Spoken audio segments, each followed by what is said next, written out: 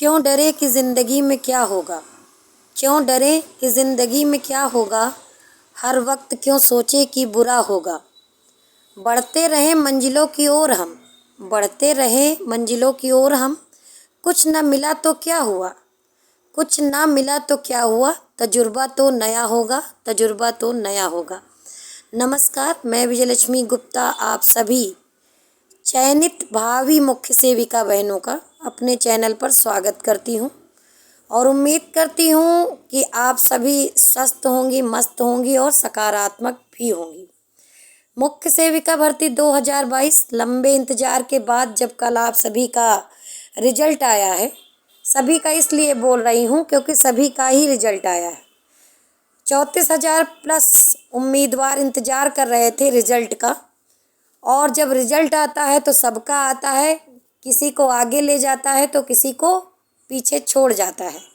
ऐसा ही हुआ है मुख्य सेविका भर्ती का रिजल्ट आने के बाद। सभी को पता था कि जब भी रिजल्ट आएगा तो डॉक्यूमेंट वेरिफिकेशन यानी कि प्रमाण पत्र सत्यापन कट ऑफ आएगा और उसमें लगभग 3 गुना अभ्यर्थी बुलाए जाएंगे और बुलाए भी गए हैं। आपको ये बात ज्ञात है, उसके बावजूद भी मैं याद दिलाना चाहूँगी कि अभी भी आपका फाइनल सिलेक्शन हुआ नहीं है। 3 गुना अभ्यर्थी बुलाए गए हैं। एक सीट पर लगभग 3 उम्मीदवार फाइट करेंगे, चयन होगा। और यही प्रश्न अब बहुत बड़ा प्रश्न बन गया है चयनित उम्मीदवारों के लिए। जिन भी उम्मीदवारों का रोल नंबर चयन लिस्ट में या कह लीजिए उनका अगले स्टेप के लिए जारी हुआ है, वो उम्मीदवार अब इस बात को लेकर के परेशान हैं कि उनका अंतिम चयन यानी फाइनल सिलेक्शन होगा या नहीं होगा।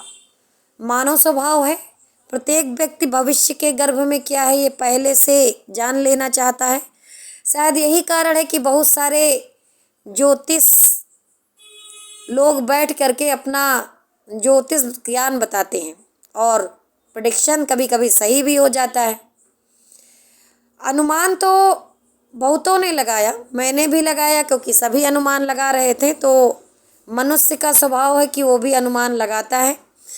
लेकिन आपने देखा होगा कि रिजल्ट आने के बाद सबके अनुमान धरे के धरे रह गए।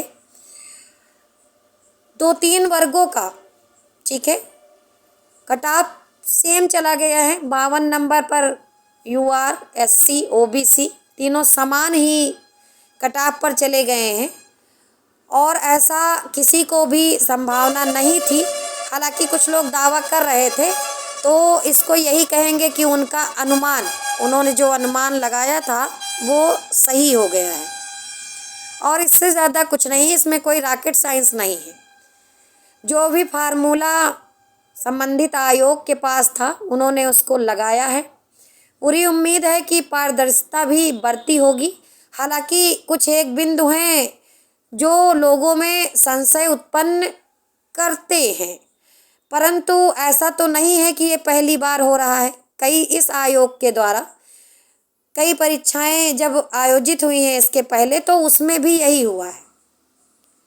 किसी में भी स्कोर कार्ड जारी नहीं हुआ है, किसी में ये भी नहीं बताया गया है कि नॉर्मलाइजेशन कितने नंबर का हुआ है, किस अभ्यर्थी के कितने नंबर बने और कितने उसके बढ़े और कितने घटे। ऐसा नहीं हुआ है। मुख्य सेविका भर्ती में अभ्यर्थियों की संख्या कम थी, उसके बावजूद भी पेपर 2 पालियों में कराया गया। क्या 34,000 बच्चों के लिए क्षमता नहीं थी कि एक पाली में पेपर हो जाए? लेकिन जब एग्ज़ाम शेड्यूल जारी हुआ तब किसी भी बंदे ने इसका विरोध नहीं किया। यही कारण है कि आज सभी असंतुष्ट हैं। तो इस असंतुष्टि का कारण कोई और नहीं है, आप ही लोग हैं। जब आप लोग अपने साथ होने वाली चीज़ों का विरोध नहीं करते हैं तो उसका परिणाम कुछ ऐसा ही आता है, ये आप देखकर जान ही जाएंगे। अब बाद में परेशान होने से कोई मतलब नहीं है। अब पछताए होत क्या जब चिड़िया चुग गई खेत, तो अब कोई मतलब नहीं है। अगर पहले विरोध हुआ होता तो शायद एक ही पाली में पेपर होता। तो इन सब बातों का कोई औचित्य अब नहीं बनता है। जो चयनित कैंडिडेट हैं, जिनका चयन हुआ है अगले स्टेप के लिए, वो सभी ध्यान दें कि अब ज़रूरत है आप सबको संगठित हो जाने की। आप सब डीवी में जाएंगे, फाइनल चयन आप लोगों के बीच से होगा। ये यक्ष प्रश्न है, कोई इसका जवाब नहीं दे सकता है कि आपका होगा या नहीं होगा। कितनी कट ऑफ जाएगी फाइनल, ये भी कोई नहीं बता सकता है, क्योंकि सारे प्रिडिक्शन धरे के धरे रह गए। केवल माननीय गुरुजी श्री आशीष कटियार जी द्वारा बताया गया था कि 50 की लाइन पर ही सिलेक्शन होगा, और वही हुआ है। यह बहुत मतलब बुद्धिमानी की बात है कि उन्होंने कोई कट ऑफ बताई नहीं। ये संवेदनशील मुद्दा था, वो इसमें पड़े ही नहीं, और वही हुआ है। अगर पूरे यूट्यूब पर माना जाए तो उन्हीं का प्रेडिक्शन सही है कि 50 की लाइन पर ही होगा, और 50 की लाइन पर ही हुआ है।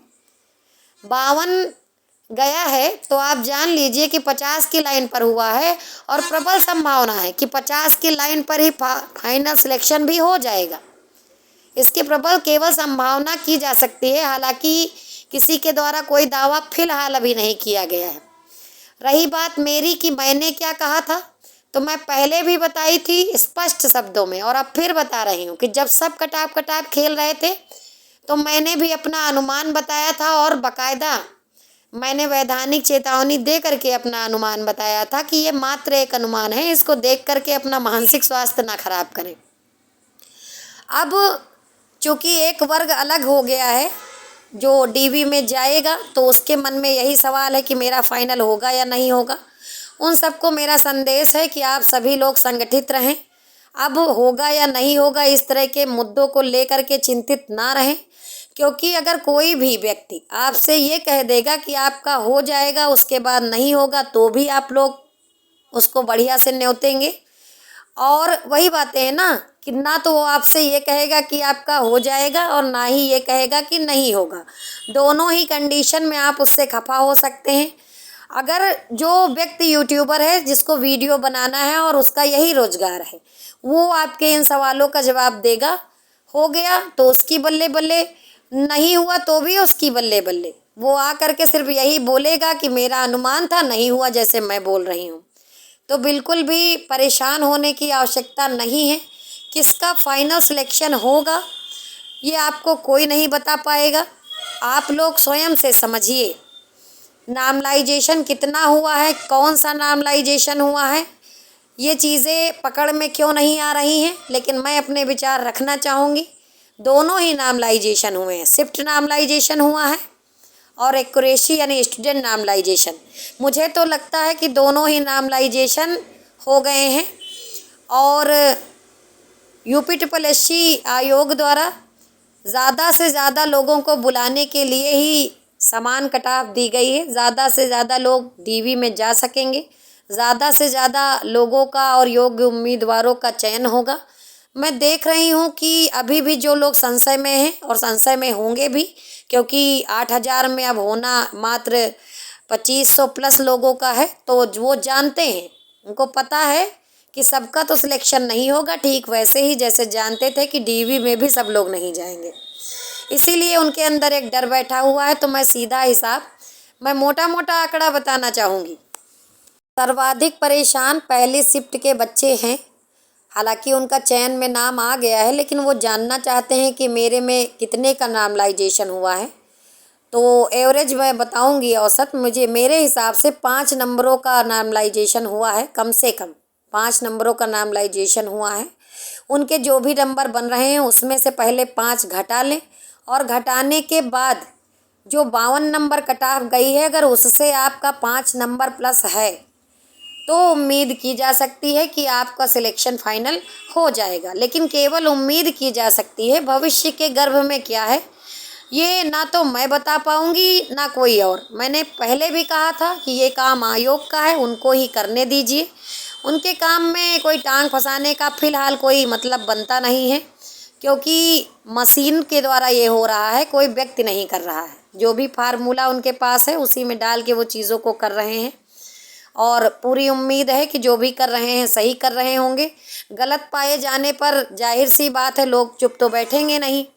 तो मेरा यही कहना है कि आप सभी जो चयनित उम्मीदवार हैं डीवी के लिए संगठित हो जाइए, क्योंकि दोबारा से अराजक तत्व सक्रिय हो जाएंगे।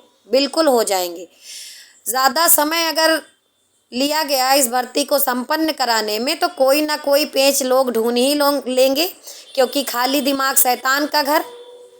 तो जल्द से जल्द ये भर्ती हो जाए, इन्हीं शुभकामनाओं के साथ मैं यहीं पर अपनी बात को रोकूंगी और उम्मीद करूंगी कि जल्द ही चयन लिस्ट आवे, डीवी हो जाए जल्दी से, आप लोगों की जो समस्याएं हैं उनका समाधान हो जाए। धन्यवाद।